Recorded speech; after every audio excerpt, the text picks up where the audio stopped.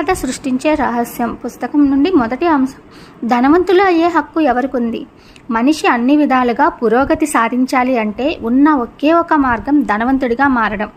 జీవితంలో సక్సెస్ అంటే మనం ఎలా ఉండాలనుకుంటున్నామో, ఏం సాధించాలనుకుంటున్నామో అది సాధించడమే. మనిషి జీవించడానికి ముఖ్యంగా 3 ఉద్దేశాలు ఉన్నాయి. 1 శరీరం కోసం, 2 మనసు కోసం, 3 ఆత్మ కోసం. ఒకదానికన్నా ఒకటి ఏదీ కూడా మెరుగైంది కాదు. దేనికి ఉన్న విలువ దానికి ఉంటుంది. మంచి ఆహారం, సౌకర్యవంతమైన దుస్తులు, సరైన ఇల్లు లేకుండా కేవలం శరీరంతో సంతోషంగా జీవించలేము. ఇవన్నీ సంపాదించాలంటే మనిషికి కావాల్సింది ధనం. మీరు అనంతమైన సంపదని ఆస్వాదించగలిగినప్పుడు ఉన్నదానితోనే సంతృప్తి చెందవలసిన అవసరం ఎందుకు? ధనవంతులుగా కావాలనుకోవడము ఎటువంటి తప్పు లేదు. మీరు తీసుకున్నటువంటి సరైన నిర్ణయము. సో దీనికి కావాల్సిన ఫార్ములా తర్వాతి